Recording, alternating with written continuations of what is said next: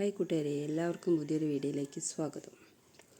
Big boss വീട്ടിൽ ഇന്നലെ നടന്നിട്ടുള്ള ഒരു ഫുഡ് ഉണ്ടാക്കുന്ന ഒരു കാര്യമാണ് പറയാൻ പോകുന്നത്.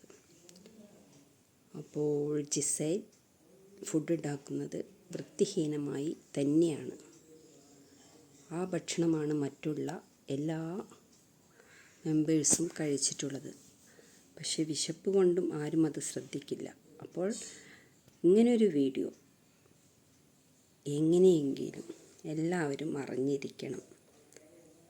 ഭക്ഷണം ഉണ്ടാക്കുന്നത് ശ്രദ്ധിച്ചുണ്ടാക്കുക. പലവിധ അസുഖവും കാര്യങ്ങളുമൊക്കെ ഉള്ളതാണ്. അപ്പോൾ ഇനി ഇങ്ങനെ ആവർത്തിക്കാതിരിക്കാൻ ശ്രദ്ധിക്കട്ടെ. അപ്പം നമുക്ക് ബാക്കി ഭാഗങ്ങൾ കൂടി കാണാം. കണ്ടു, ഈ ബിഗ് ബോസ് വീട്ടിൽ ഇങ്ങനെ ഒരു കാര്യം ചെയ്യുന്നത് ശരിയാണോ? ലോകമെമ്പാടും കാണുന്ന ഒരു ഷോ അല്ലേ?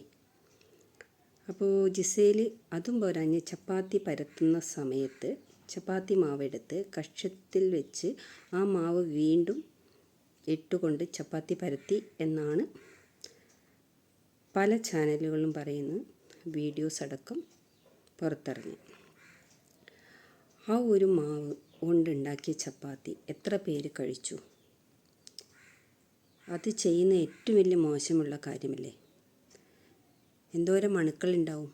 അതുപോലെ തന്നെ വായിലിട്ട കയ്യിൽ തന്നെയാണോ വീണ്ടും കറിയിലേക്ക് ഇടുന്നത്? അത് കയ്യിലൊഴിച്ച് കുറച്ച് ഉപ്പുണ്ടോ മുളകുണ്ടോ എന്ന് നോക്കുന്നതല്ലേ അതിൻ്റേതായ ഒരു ശരി.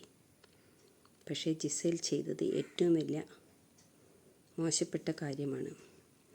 ബിഗ് ബോസ് വീട്ടിലുള്ളവർ എല്ലാവരും അത് കണ്ടിട്ടുണ്ടോ കേട്ടിട്ടുണ്ടോ എന്നറിയില്ല. പക്ഷേ ഇത് അറിയണം.